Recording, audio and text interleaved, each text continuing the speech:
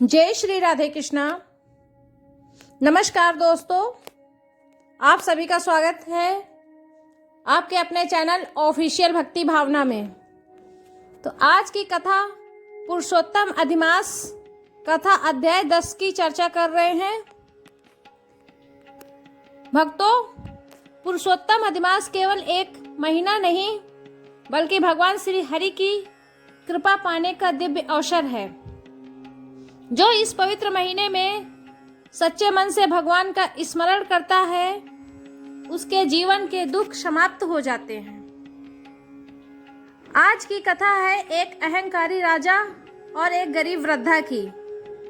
एक ऐसी कथा जो हमें सिखाती है कि भगवान के दरबार में धन नहीं, केवल सच्ची भक्ति देखी जाती है। समृद्ध राज और घमंडी राजा। विशाल महल बना हुआ है, सैनिक प्रजा सब हैं। बहुत समय पहले एक आनंदपुर नाम का एक सुंदर राज्य था। उस राज्य का राजा वीरेंद्र सिंह बहुत शक्तिशाली था।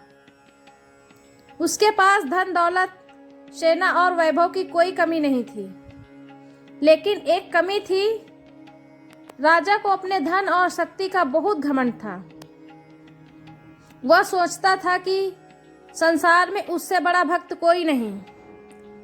हर साल वह बड़े बड़े यज्ञ करवाता, हजारों लोगों को भोजन करवाता और अपने दान का ढिंढोरा पूरे राज्य में पिटवाता। एक दिन दरबार में मंत्री ने कहा, मंत्री कह रहे हैं, महाराज, पुरुषोत्तम अधिमास आरंभ होने वाला है। इस महीने में भगवान विष्णु की भक्ति करने से विशेष पुष्प मिलता है। राजा हंसकर बोला। राजा ने कहा, पूरे राज्य में मुझसे बड़ा भक्त कौन होगा? इस बार ऐसा महायज्ञ होगा कि देवता भी प्रसन्न हो जाएंगे। सभी मंत्री राजा की जय जयकार करने लगे।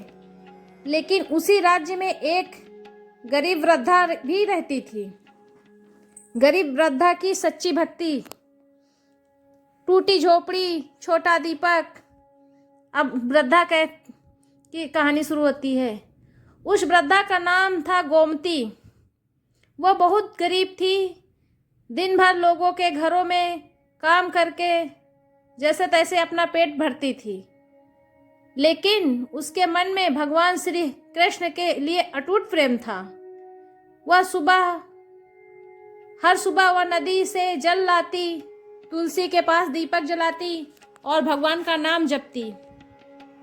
उसके पास न सोना था न चांदी, लेकिन उसके पास सच्ची श्रद्धा थी।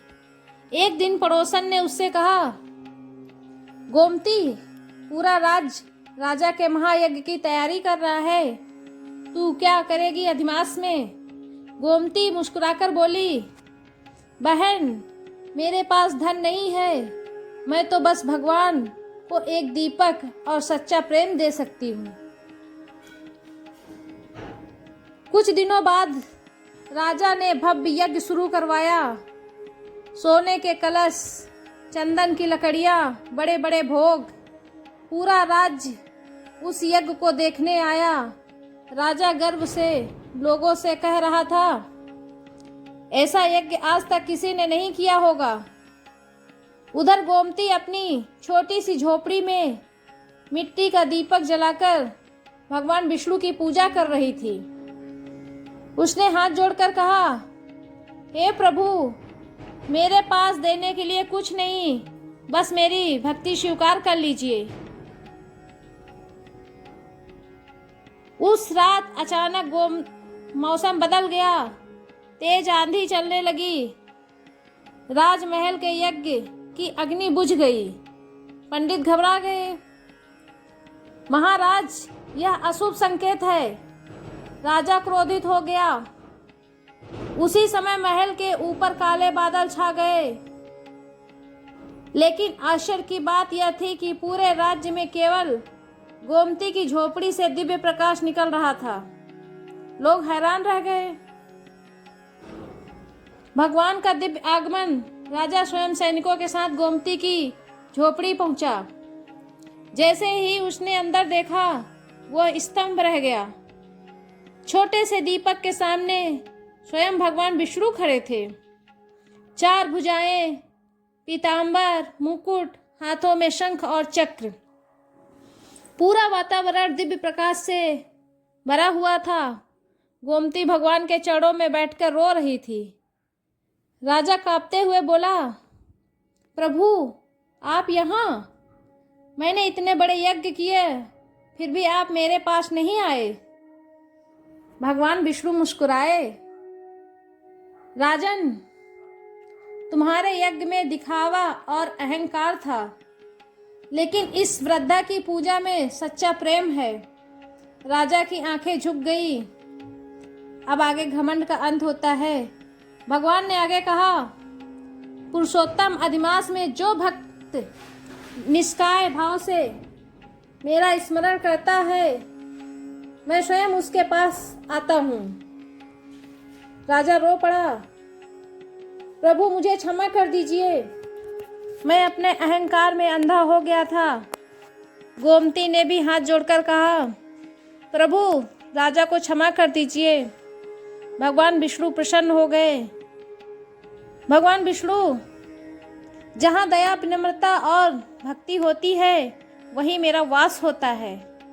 इतना कहकर भगवान अंतर्ध्यान हो गए। अगले दिन पूरे राज्य में यह चमत्कार फैल गया। राजा ने अपने सारे घमंड का त्याग कर दिया। अब वह गरीबों की सेवा करने लगा। हर दिन भगवान का नाम जपता और लोगों को अधिमास की महिमा सुनाता। उसने पूरे राज्य में घोषणा करवाई, भगवान को धन नहीं, सच्चा प्रेम चाहिए।